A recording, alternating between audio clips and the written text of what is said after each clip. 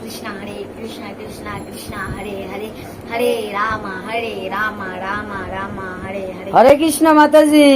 হরে কৃষ্ণ। আচ্ছা মাতাজি, আপনারা এটা কি করছেন বলুন তো? মালা জপ। মালা জপ করছেন, তো কেন করছেন মালা জপ? কি আমাদের ভক্তি বড়ে। ভক্তি বরে মানে কি মাতাজি? ওটা আমি জানি না। বরে মানে কি? বরেটা মানে বেড়ে যাবে, ভক্তিটা বাড়বে, তাই তো? হ্যাঁ ভক্তি বাড়বে। আপনারও কি একই কথা? হ্যাঁ। ভক্তি বাড়বে। ভক্তিটা কার প্রতি বাড়বে? কার জন্য মালাটা জপ করছেন? কার জন্য? কৃষ্ণের জন্য। কৃষ্ণের জন্য মালা জপ করছেন। তাহলে তো আজকে তো সোমবার, আপনি কৃষ্ণের জন্য মালা জপ করছেন। আজকে সোমবার, শিবের পূজা, কৃষ্ণের জন্য মালা জপ করছেন কেন বলুন? আজকে একাদশীও আছে। আর শিব তো প্রথম বৈষ্ণব, তার জন্যই করছি। মালা জপ করছেন শ্রীকৃষ্ণের জন্য, আর শিব প্রথম বৈষ্ণব, শিব কি করছেন? শিবও মালা জপ করছেন।